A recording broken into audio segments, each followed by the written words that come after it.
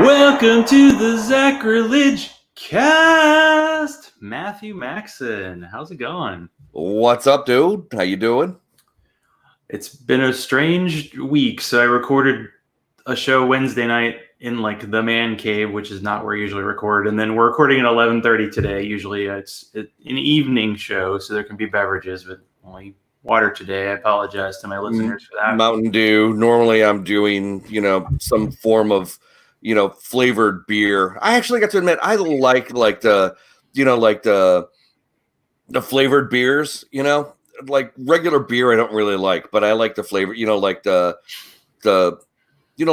beer sodas and that kind of stuff. You know what I'm talking about?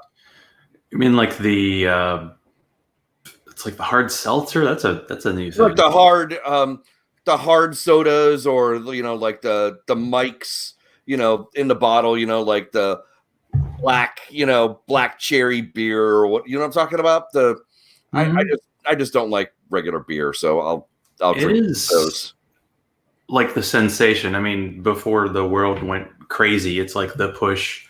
I can't remember what was it, Truly, and then it was some other. They were like you can tell what's trending. Like my brother-in-law gets into it, and it's like, oh, hard seltzer, where'd that come from? And then the local breweries start making it because it's like, oh, that's what people want. So yeah, I mean, I tend to drink stouts, which are super heavy, or like sours, which are very kind of fruity. And I get crap from friends who say, I want a beer flavored beer. And there's actually a local beer that calls itself beer flavored beer because there is we've made this push away from like traditional styles, and now some people are going back to traditional styles, and you're in Chicago. So, of course, actually beers are available. There's the Chicago area has actually quite a lot of like breweries and that kind of stuff that do like local beers and that kind of stuff. So a couple of years ago, I took a prohibition tour of like speakeasies in Chicago. There's still a few of them that were speakeasies back in the day. And so prohibition really fucked up like how to do like mixology, that kind of stuff. And we're just really getting back to the point, like the 20s and like before the 20s, actually there was really pretty complex, and they had a lot of tricks, and the mixology was really pretty interesting. And we're actually getting back to that. And there was a bunch of stuff that was lost that we're rediscovering and that kind of stuff. So Mike's Hard Lemonade, that's what I was trying to remember. I like the Mike's Hard Lemonades too. Those are really good. So, but yeah, so my favorite drink is Amaretto Sour. So I will drink an Amaretto Sour like all the time. And first time I had one was the first time I went to Las Vegas. So I was gambling, and someone was like, would you like a drink? I'm like, I don't even know what I want. And they're like, why don't you try an Amaretto Sour? I'm like, I'll try one. I've never had one before. I'll try one. And they're my favorite drink ever since. So that was like a gateway thing, because when you first drink alcohol, you get like a Budweiser or like a Pabst Blue Ribbon, and you're like, what is this stuff? And some people get used to it, and other people are like, yeah, give me something sweet, and it works out. Do they still make, I think is it Blatz? Is that a Chicago one? I have no idea. That might be a throwback. Hams. I feel like each city had its own like Old Style was Old Style. That's the one. Yeah. Yeah. It's fucking, I hate it. Yeah. I got to admit that as far as like the mass produced ones, like the Budweisers and all that kind of stuff, I like MGD, Miller Genuine Draft, in the bottle. I don't like Miller Genuine Draft in the can, but I like MGD in the bottle. So I think it's just good in the bottle. I just think it's less vile. Well, the only version of cheap beer I usually ever buy is when it's Miller High Life, and every year they make a version of it in a champagne bottle. Yeah, so it looks like a bottle of champagne, but it's bring it for classy friends, of course. Of course. But let's do some. We'll see if these are in or out of context quotes from the episodes of your show I listened to. Oh, God. So let's throw them out here. Oh yeah. I would have knocked that motherfucker out. You're violently thrashing my kid around. That was, I believe, an episode where they were we're talking about Heath Enright. Yeah. We were talking about where they were dunking the baby for baptism. Not like a subtle baptism, but an actual, Yeah, And this like was you're like causing damage to the kid. Yeah. That was an actual quote. I did say that to Heath Enright because they were like this violent baptism where they're like upside down, right side up, upside down, right side up, upside down, right side, like 3 times each, like, and it was like, you have to be religious to let somebody do that to your child. And I stand by that quote. I would knock a motherfucker out for doing that to my child. Yeah, I take, yeah. Okay. Next one. Do not ever sport wood in public. I don't know if it's true, but you're a special kind of asshole to be wearing sweatpants, sporting boner in public. And the last, actually, there are 2. Put some butter on it and make it a sandwich. A sandwich. See, I can't even say quotes correctly. Gosh, it's too early. I don't remember. I may have. I think so. Something, and that was like, it was like a can, like you had it ready and it came out, and got some laughter there. And then the last one, I think this is probably why you ended up becoming a podcaster. I'm annoyed by a lot of stuff. 100% true. I really am annoyed by a lot of stuff. So what got you from, maybe being generally annoyed to wanting to start a podcast? Like, what is the origin, superhero origin story for Odd Atheist Friends? The way that politics, at least the way it seems like religion on the right in politics is fusing together. I almost see that there is no separation between conservative politics and religion. And then the presidency, the running, and then the presidency of President Trump. That was pretty much those two, with culminating in that. As a matter of fact, today is the 3-year anniversary. We're recording this on April 19th. So today is the 3-year anniversary of OAF, Odd Atheist Friends. We released our first episode today, 3 years ago. 3 years. What timing. It's beautiful. Yeah. Yeah. And it's another gorgeous day outside. It's, it's Chicago. It's sunny, clear blue skies. A little chilly, but not so bad. But so the Christians are like, Christians say that Trump is sent by God. Well, that's great. This year he brought a fucking plague. So, Yeah, it's a little Old Testament. Yeah. And what next year we're going to get the Little Shop of Horrors plants devouring people? Because, April showers bring May flowers. It's possible. You never know. Yeah. But how did you and Eric, how did you two meet and become co-hosts? Because have you been co-host the whole time?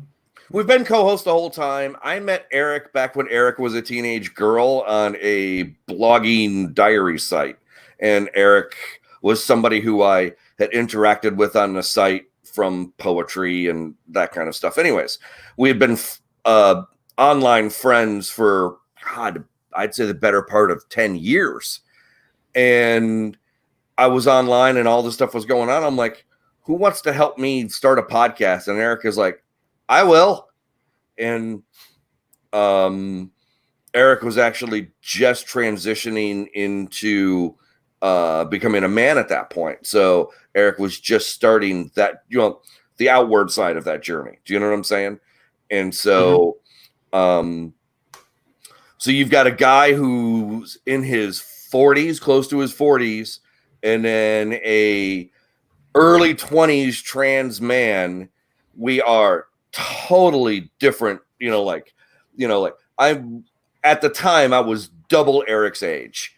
And so it was just interesting. Somebody who had a real different life growing up. And then Eric is a trans man. And I was a former conservative, fundamental Christian asshole, self-described.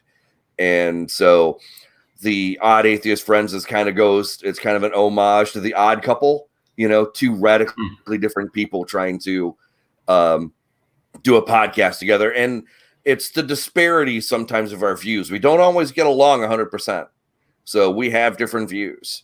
And so And sometimes I've said some stuff that have been a bit offensive to Eric or other people. And our podcast is just our views at that moment in time. We just lay them out there. So is it kind of a news? I've heard like an episode where it's just the two of you talking and then you've done interviews. So is it kind of an alternating thing, or is it just... It's just kind of an alternating, whatever floats our boat, you know. If we've got an interview, we'll talk, you know, whatever that person wants to talk about, or, you know, whatever their thing is going on. The thing is about the show, if Eric and I are just talking, we'll have a couple of ideas that we want to discuss, and then we'll just dive into them. So it's not scripted or anything like that. And we just, whatever comes across is whatever comes across. I mean, I don't know what I'm going to say in the moment, you know, something that interests us, and we'll just hash it out, our ideas and our opinions and feelings on it. I mean, it's always hard to extract politics and religion, but so you've always kind of had a political discussion aspect of the show. Yeah. I think I tend to look at more of the national political to how it goes with religion or lack thereof. I've been aware of politics since the mid 80s, and my first presidential election I voted in was 92. So for President Clinton. Nice. And I see you have a cat co-host. I do. That's Cooper, actually. He's my oldest of four. He's coming close to 8 now. So, but he's my little buddy. He's always around me someplace. So 4 cats. Wow. 4 cats. Yeah. Crazy cat dude. Yeah, a little bit. And it's funny because it's like my wife turned me into a cat dude. And actually, Cooper was the one. We went to go look at a cat. We had an apartment that allowed us to have 1 or possibly 2 cats, depending on the size. And we went to go look at one, and he was a little kitten. And he was about 8-9 months old, and he had been gotten attacked by an animal, and had to end up having shoulder surgery to repair some damage. And he's been my buddy ever since. He's always around me someplace. Yeah, the cats can't stay away from their people unless it's nap time, and then, you know. Nap time or food, you know. Nap time or food, yes. Always on a schedule with that one. Yeah. As they say, there's no snooze on a cat that wants breakfast. So regarding Odd Atheist Friends, now it's been a little bit of a hiatus. So is the show continuing? Is there plans to, you don't want to leave people hanging, right? No, we don't want to leave people hanging. There is plans to get it back up. It's been 6 months, unfortunately, and we both know this, and we both feel bad that it's been so long. But Eric's real life is actually helping homeless people with a charity that he works at. It's a secular charity. It's not a like Christian run charity. It's a secular charity. But he's becoming more and more important in this organization. And so ends up doing a lot of hours. And unfortunately, the show is taking a hit. I've got the responsibility now to try to do some editing and that kind of stuff. So hopefully I will try to get that underway and actually get a show back out soon. Trust me, I'm feeling this too. But to be honest, I'm a bit scared, I mean, I'm a bit of a curmudgeon. I'm an older guy, and, sometimes the computer scares me a little bit, at least as far as because I don't want to mess anything up, Well, as someone who's a light touch editing, it can be a little rough because I've been using Audacity, and it's not bad, and I'm sure I could do more editing, but I'm just like, it sounds decent. Okay, we're good. I'm like an old director is like, yeah, next scene, let's go. Because you do when it comes, podcast, you have to do the show that you can do in the amount of time you have. So if it's going to take you 20 hours a week to edit and you don't have that time, then you don't have the time. Do what you can. Yeah. And one of the things that Eric and I were discussing about the show is our show is definitely niche. It's a general atheism show with some politics bent, and you got Eric, who's a trans guy and gay. And it's funny because like before, like a long time ago, I've said in the show that I would have called Eric horrifying names back when I was still a Christian because, being trans or being gay, and not acting the sex that God intended you to be, you know what I'm saying? That religious trope. I seeing all that stuff and realizing what a horrible person I was back in the day. And it's just like, I just hope people, I want people to see that you can transition out of all of that stuff, that you can go from being, as I, self-describe, a former fundamentalist Christian asshole to at least somebody who's actually, I hope, a fairly decent guy and is enlightened and that kind of stuff, and seeing my views on religion and politics and that kind of stuff. So, and Eric brings in the gay and trans side that I don't know a whole lot about because it's not really my thing. So just the fusion of those viewpoints together on the show. Well, what was your kind of religious background? You said fundamentalist, but like what were you raised growing up? And yeah, I accepted Jesus as my savior when I was 5. And so I was very active. Decision to make it 5, Oh, sure was, But they tell you that you're going to go to hell and burn alive for eternity. I mean, which is not what actually Jesus believed, but we can get in that one later. I know. It's funny, isn't it? There might have been some edits. But you didn't really know what you were signing up for. But no. Did you stay? I mean, you talked about, obviously you're out, but when was that? What was that kind of process? Man, I was like really into it all the way through high school. I was that religious nerdy kid in high school. I had a super lot of friends. But I played Dungeons and Dragons, and it became a factor later was I had one of the elders' wives, a Christian assembly, not Assembly of God, but a Christian assembly. Those are like, they're kind of like basically to the left of Quaker, but not very much. Very fundamentalist Christian. Yeah, they're Plymouth Brethren is the that I grew up as. But yeah, so later on that lady telling me that I was gonna that it's worshiping the devil and you're actually casting spells and that kind of stuff. I'm like, that was very like 80s satanic panic period. Oh, sure was. Yeah, this was probably 83, 84 that she told me that. So yeah, it was right in the middle of all of that shit.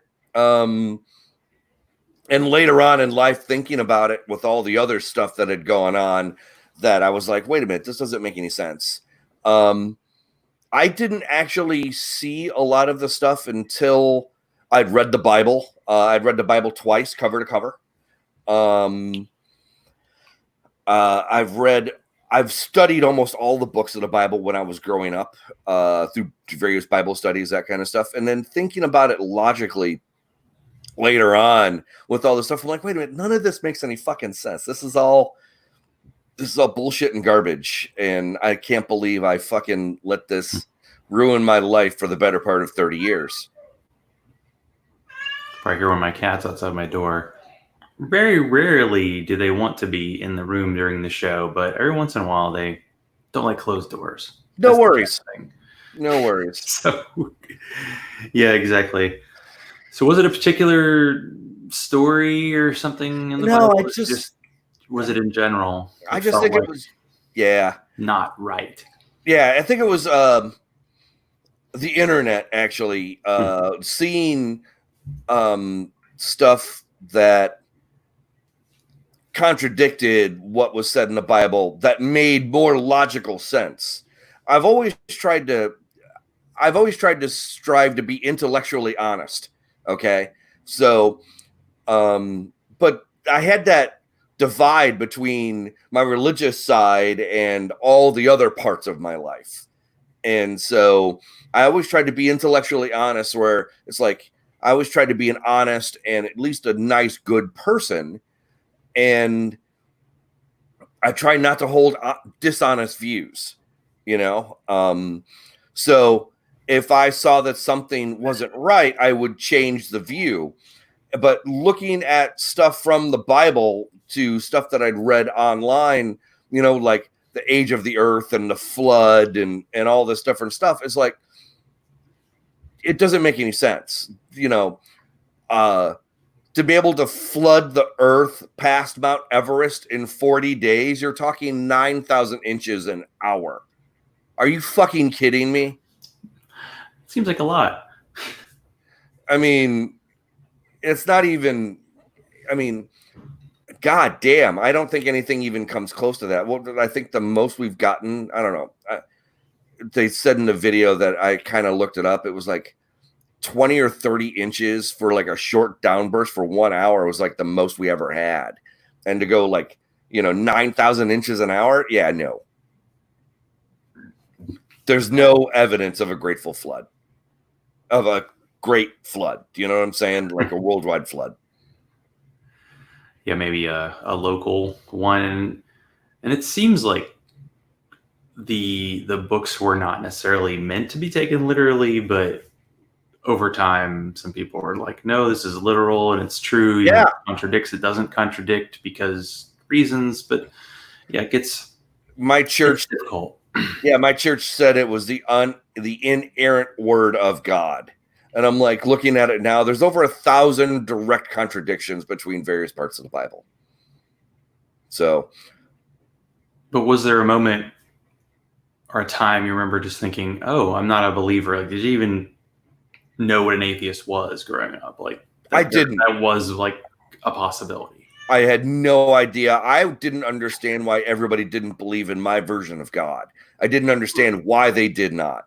And I was tried to invite kids to come to my church my own age, and nobody ever actually did, but I tried. But I was also not trying to be pushy about it, because it's like, oh, you know, we go to our own church. I'm like, okay, well, at least you're going to church, you know? And so I just think I probably stayed like full fundamentalist Christian probably till I was in my mid-20s. And then kind of migrated towards like societal Christian for maybe a good 4 or 5 years. And then kind of like, you know, and then I was 35, I think, when I was like, yeah, none of this makes any fucking sense, man. I can't believe I'm doing this shit. And then I'm like, I didn't consider myself a Christian any longer. I considered myself an atheist. But were there any like issues with family and friends when you kind of, or is it because it was so kind of gradual that wasn't an issue? Oh no, when I came out, it was funny because I remember I was still in the service. I was still in the Navy when I transitioned to being an atheist, and I was walking down the street with some of my guys who I worked with, one civilian, one guy who was my pay grade, but I think I was senior to him, and then another guy who was junior. And the civilian said, Matthew, you'd be an okay guy if you weren't for an atheist. And I look at him and said, what the fuck does my atheism have anything to do with anything else about me? I'm like, you're seeing me. I don't understand what my atheism has anything to do about anything. And so I've actually lost family and friends.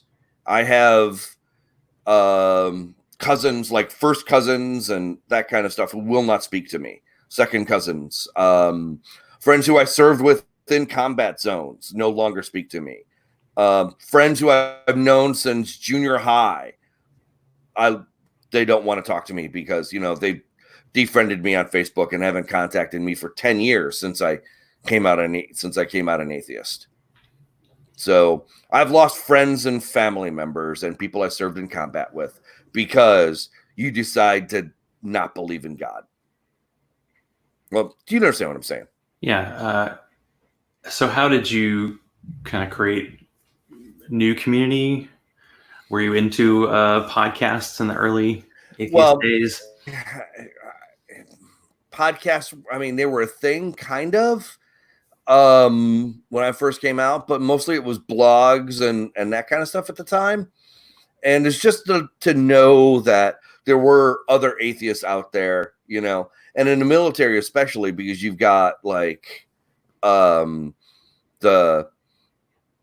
I gotta get the chaplains and that kind of stuff, you know. It's like, you know, they do invocations and that kind of stuff, and it's just like, you know, everybody bow your head, you know, they you know, the opening prayer and that kind of stuff for some service, some military functions, and it's like not everybody's religious, or not everybody's your form of religion, you know.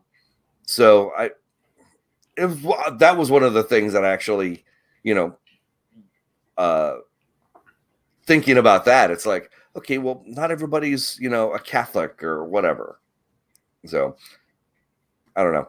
Because they had a chaplain, it had to be probably a specific type of They did, yeah. Christian.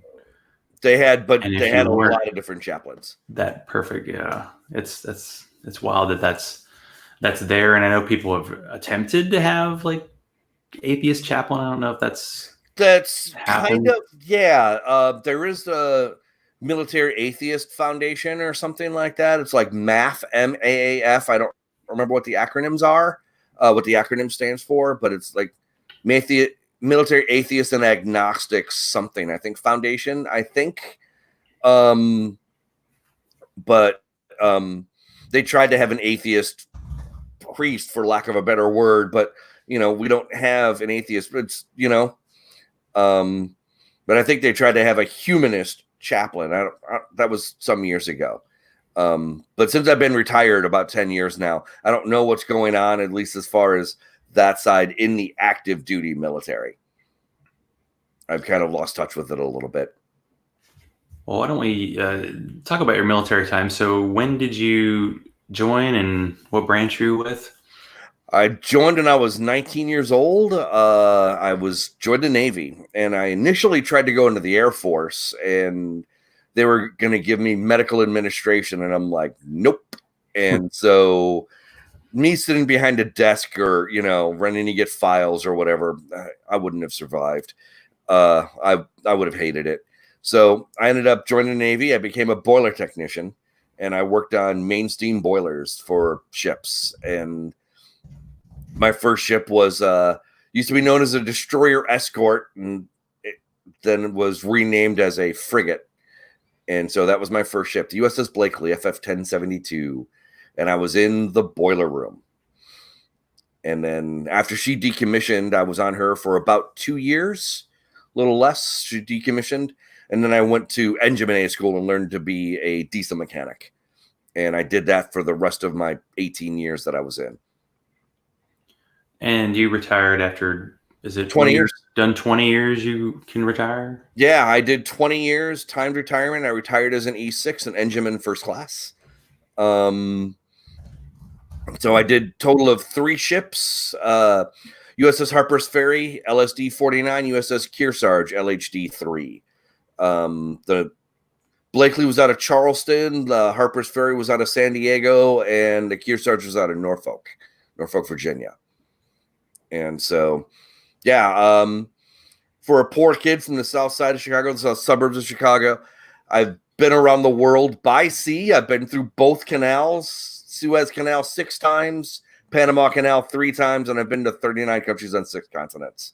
So it wasn't always fun. There were times that I really hated life, didn't want to fucking do it. If they would have let me quit, I would have right then and there, but I stuck it out. And I think that after a while, the bad times kind of smooth away, and you remember pretty much the good times and the good people that you were with. And there are still friends that I knew from 20 years ago that I still keep in touch with and still good friends with. And so, yeah, you remember the good times more than the bad times, you hope. And hopefully the bad times weren't horrifying, like, you know, you got injured or you know, something bad happened to you. I know I know several female friends who were sexually assaulted, unfortunately. So sometimes that happens. So Weren't you in war zones? I deployed to basically Iraq 5 times, 2 for Southern Watch in 96 and 98, and 3 for Iraqi Freedom and the other 2 phases. I don't remember what they were, but I was there in 03, 04, and 05. And I was getting ready to go back in 07 when I transferred. So, yeah, it's crazy now. It's like when you talk about like an Iraq war, it's like, well, which one and what time? It's so many years. Yeah, we've literally been fucking around with Iraq for literally my entire career. Iraq invaded Kuwait when I was in boot camp. I was in my 6th week of boot camp when Iraq invaded Kuwait in 1990. I remember that. And when my first ship, we didn't go to Iraq. We were busy doing like submarine ops and that kind of stuff, drug interdictions. But my second ship, we went to the Middle East. We went to the Persian Gulf, and we don't like Iran, and my second ship, we had a thing with an Iranian helicopter overflew us once, and so that was entertaining. So we're out there exercising on the deck. We PT'd as a crew on the deck, unless you were on watch or unavailable for some reason. We out there PTing, and an Iranian helicopter was over there taking pictures of us, and we all started, flipping them off and showing them our asses and waving our dicks and shit at them. This was an all-male crew at the time. So, keeping up forward relations. Of course, yeah. I hate it when they give the bird. I hate it when it does that. Top Gun reference. Top Gun. Yeah, this whole coronavirus, like we're being denied the much anticipated Top Gun sequel that's supposed to come out. It's going to be played. Tom Cruise, goodness gracious. Yeah. I actually really kind of liked being at sea. Actually, one of the things that I actually really liked was being at sea. And one time we were going across the Pacific. We were between we were west of Hawaii going towards the Persian Gulf. I don't remember exactly where, but we were in the middle of the Pacific someplace going that way. And there was a large school of dolphins that were playing in the waves. And I'm on the side of the ship smoking a cigarette. And all you could see, like 200 yards, like all around, was just this gigantic school of dolphins just playing in the waves. It was one of the coolest things I've ever seen. And then one morning I got up really early. I had to go do something, and I got up really early, and the water in the Caribbean, this was on my first ship, it was literally like glass, no waves, no wind. And the sun was just coming up. It was gorgeous, and then sometimes even when the ocean is angry, and you got big waves and that kind of stuff, it's like, it's even beautiful then. And sleeping when the ship is bobbing up and down and going through the waves, best fucking sleep I ever gotten was when the ship was in high water. It's gorgeous. People are like, oh, I get so sick. And it's like, man, that's when the fun starts. You like, wow. If the ship is going down, if the bow is going down, if you're getting ready to go up the stairs, we call them ladders on the ship. And if the ship is starting to go down, you lean forward and take a hop up. So you're jumping up as the ship is going down. So you literally just step right into the next floor. I mean, I have to take ginger tablets when I'm on a freaking cruise ship. So yeah, I don't know if I'd do so well on that sort of thing. I've literally walked on the bulkheads, because your inner ear tells you which way is up. And so, the ship goes like this, and your inner ear telling you, okay, well, stay this way. And so you literally walk on the walls. And so sometimes that happens, especially on my first ship. The smaller ships have a tendency to, what we call rock and roll, have a tendency to bounce around in heavy seas. And so you get footprints on walls and that kind of stuff. And it's just like, you can see the patterns up one wall to the floor, up the other. And so you can see which way the ship was turning. I'm already getting seasick just thinking about it. Well, someone who's like been in the military, what do you think about like people's attitudes? Like, I don't know if this is like a question about how our sports and military have gotten merged. You know, the whole like kneeling during the national anthem thing, or the way people kind of sometimes deify military people, but then they don't really take care of people who have been injured and have problems for the rest of their lives. Yeah. That's too deep of a question, but I Well, don't know. we could skim it a bit. As far as Kaepernick kneeling, I would rather kneel with Kaepernick than stand with Donald Trump every day. But my opinion may be a little bit on the outside of this, but I do know a lot of other military people who feel the same way.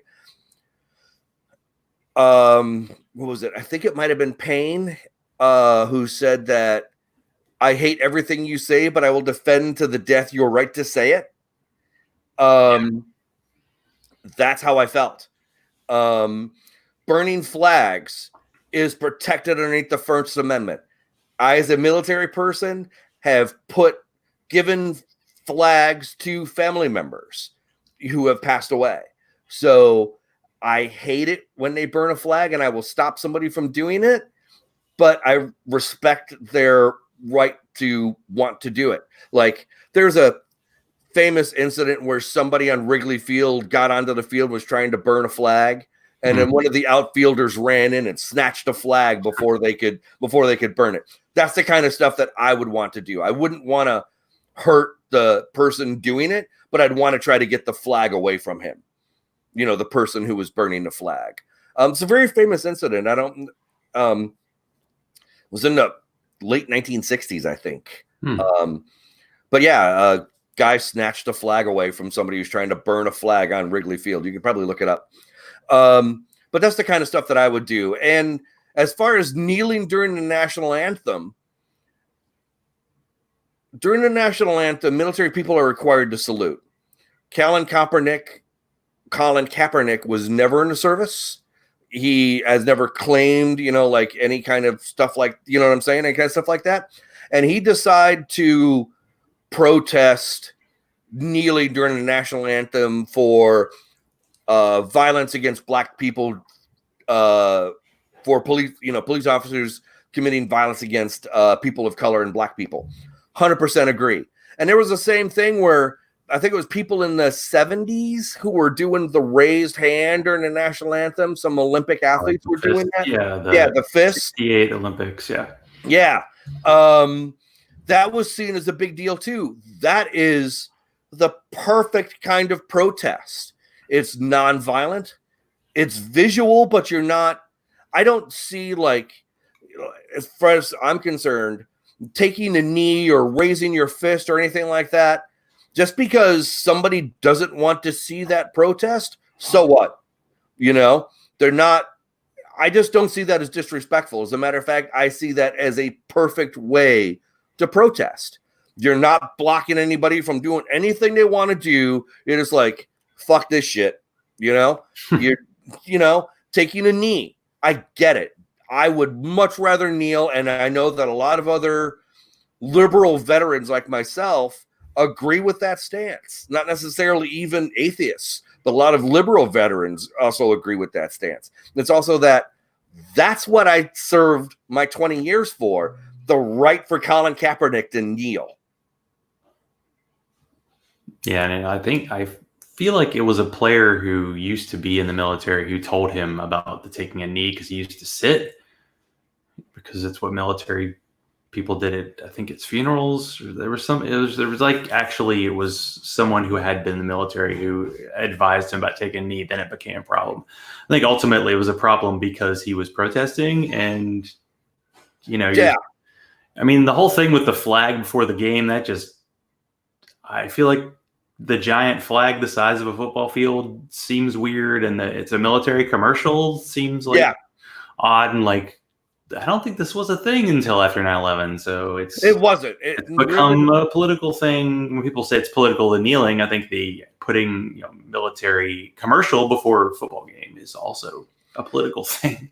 Yeah. And one of the things that, it always seems like it's always the poor kids who are joining the military. If you've got any kind of money and go to college, you know, they don't go to the military. Why I went to the military, one of the big ones, was because I didn't have any money to go to college. That's why I went into the service. That and I wanted to learn a trade. Because you know, graduate, you know, suburban public high school I didn't feel gave me the training in jack and shit. So, I mean, I had to join the service in order to, I feel, to do something with my life. And I'm glad I did. And I'll thank you for your service as a podcaster. No. I appreciate the support. That's, you know, that's the perfect way, I think, for somebody to show support is just say, hey, thank you for your service. I appreciate that. You know, because I joined for a couple of different reasons. For one, I wanted to, all the stuff that I did, but also Kennedy, you know, the ask not what, you know, what you can do for your country, or what, ask not what your country can do for you, but what you can do for your country. I believed in that a bit. And, you know, because I am a patriot. And so I am an American. I grew up here. I was raised here, you know, and so I wanted to help also I grew up during the Cold War too. So maybe a little bit of a different spin there. So, yeah, Russia didn't fall until 89. So, you know, the communists didn't get, you know, fall out of Russia until 89. So I grew up during the Cold War. So. And now Russia's like a theocracy. So woohoo. I would actually call them more an oligarchy. Yeah, I mean, that's true. It's kind of like the religion there is kind of convenient. Yeah, exactly. Power, but it's, most of that. I wanted to ask, because when you're doing a podcast, then sometimes people ask you to be on podcasts, what your experience was like, since this is kind of the reason I got you on the show, is because we both were on what might be the final episode of Left at the Valley, where we were talking with Nancy, who had been diagnosed with terminal cancer. Yeah. What's your question? Sorry. Just what was the experience like for you being on? Because you've had more. For me, the only experience directly with death has been like pets. Like, not had many of that, but you had more stories to tell, like things to share when we had that episode. Yeah, I've actually had several friends of mine. My first one was I was a freshman in high school. A classmate of mine killed himself. He shot himself and died. My grandfather passed when I was 16.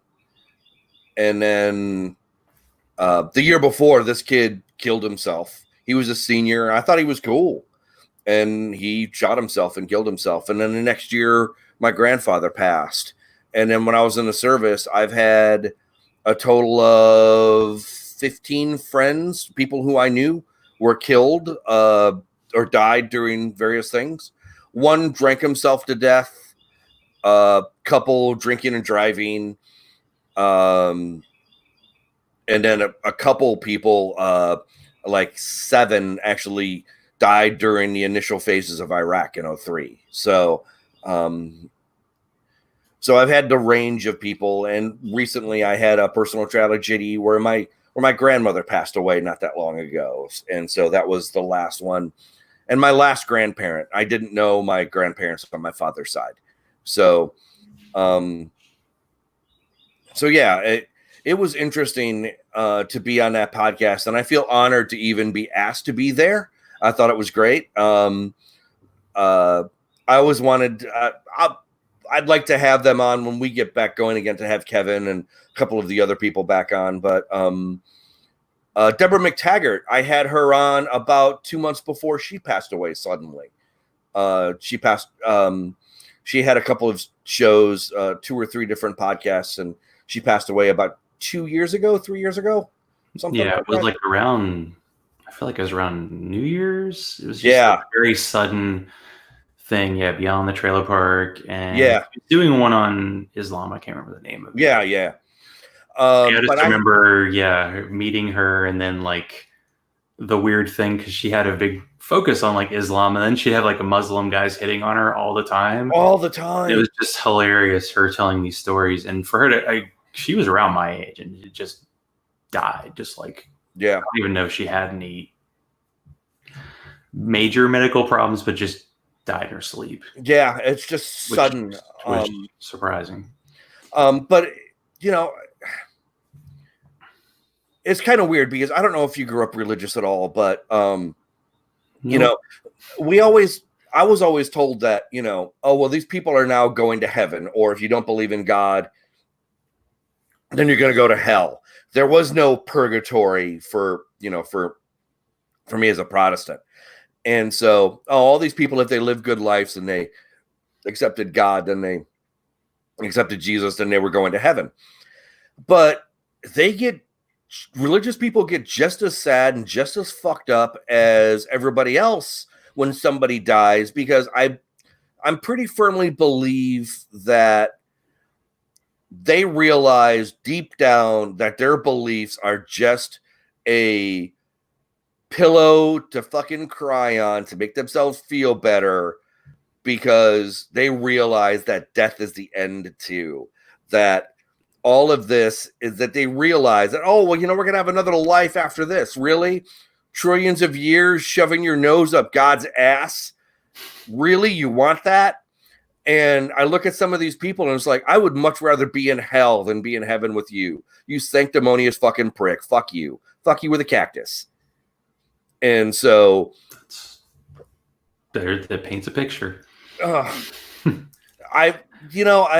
think that it's they true. realize, like I've been to some funerals where it's been like a religious, like rah thing, is almost like the religion is more important than the person. But I've been to a couple funerals where you can tell that the person doing it didn't really know the person, so it's like it becomes a sales pitch. And I'm not sure what they're selling, because like you say, if eternity is eternity, then heaven and hell probably will end up feeling the same, because it's just like you're gonna be bored to beyond description after a certain point. Even if you're being tortured forever, how can you feel pain after a while? And then if you're having glorious pleasure, you're always going to be like, okay, this is kind of monotonous. So yeah, exactly. The theory is, I don't know.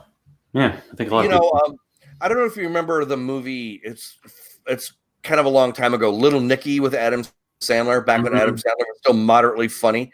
If you didn't know that he was Jewish then, but when they brought in Hitler in a tutu, and he's like, get a pineapple. Devil tells him to get a pineapple and pulls out a little one. He's like, really? He gets a big one, and he's gonna go shove it up his ass. And he turns around, spikes first, you know. And it's just like, kind of like if hell was real, it's gonna, okay, you're gonna shove the barbed end of a pine cone up my ass right now. Okay, great, get it over with. You know, it's like, and it's also something I don't understand too, is that when somebody says you're going to hell. Now, if you're going to heaven, this is the thing, is like they never quite come out and say if you're going to have a real body or not. So if you're going to hell, if you're going to be tortured for eternity, are you going to get a human body to be tortured in or not? Because if you're just spirit, then none of the physical tortures matter. If you're a ghost, through God, all things are possible. I believe that's the term. Yeah, but do you see what but you need to see like how that would work. Yeah. So if you're giving me a body that's just going to get burnt over and over and over again, so you can just destroy me physically, it's like, okay, well, you killed me again. Okay, you know, it's like, you're right. It would get really old, really fucking fast, and you're going to do this past the heat death of the universe? What? Well, it's good that you started the ass talk. So you and your co-host got tattoos? Is that the story? We sure did. Now, this is video. You do not have to prove it, but this is I don't think I've heard of any other show doing tattoos, let alone on a specific part of their body. Yes, I have a tattoo. How did this happen? To be honest, I don't really remember right now at this moment in time. It was about a year and a half ago, I think, that we got this done. So I have on my right butt cheek, on the side of my butt cheek, I have "fuck your God, God damn it." Fuck your God on the top, God damn it, because that's usually how I open the episode of every episode is going, "Fuck your God, God damn it," and then the logo there. And Eric has got his on his left butt cheek. So if there's a picture of us together standing there with our butt cheeks out, showing matching tattoos. Well, his doesn't say "fuck your God, God damn it." It just says something like "fuck your God." So was that a hard one? Like when you went to get a tattoo, did the person go, "Oh, I don't know if I can do that," or they just like, No, sure? not at all. The guy thought it was great. He thought it was funny as shit. I went. Eric was driving through, going to work in South Dakota, and so I had known a couple of days before. So I went to the local tattoo place just down the street, and I'm like, "Look, this is our podcast. We're getting butt tattoos on our butt cheeks, on the side, not on the round part, you sit on it, but on the side." I'm like, "We want to get these tattoos, and I want mine to say this." And he goes, "Well, when do you want to do this?" And I'm like, 2 days from now, something like that. He goes, "Sure." I'm like, my co-host wants his on the other side. So I'll be on the right, his will be on the left. And so we did it that way. And so there's actually a picture of us together with like standing there with like, I'm on the left, he's on the right, and you can see our ass tattoos. So yeah, there's a thing that Eric had said that we're literally, sitting on our tattooed asses. 100% true. It's like the Wonder Twins power, Yeah, pretty much. Wonder Twins power activate, bump. Exactly. So, but yeah, I think I asked Heath Enright offline if he was ever going to get a tattoo of his podcast or something. I think I asked Robert Stanley, actually. I said he had no balls to not get a tattoo on his ass. So I don't think he's done it though. But so yeah, Eric and I have our show tattooed on our ass. So yeah, I'm sitting on my tattooed ass talking about God. So Odd Atheist Friends will never die in that way. No. There will always be a tattoo on my ass. So even though the show is kind of on hiatus, where can people track down your episodes? Because I believe you have 73. I think that's enough listening. Yeah. We're on iTunes. You can get us on there. We have most of our episodes are also on YouTube too. The first few were not on YouTube. We didn't do that until later. We have a Twitter. We have Facebook. So you pretty much find us anywhere you get your podcasts too. Okay, sounds good. Well, we've made it through 50-ish minutes. So I want to say thank you, Matthew, for being on the show. It's been a lot of fun. I appreciate it. It's been a lot of fun to be here too. And it's just really motivates me to just get off my tattooed ass and make sure I know how to do some editing and get an episode out. So I believe in you. You can do it. Thank you. All right.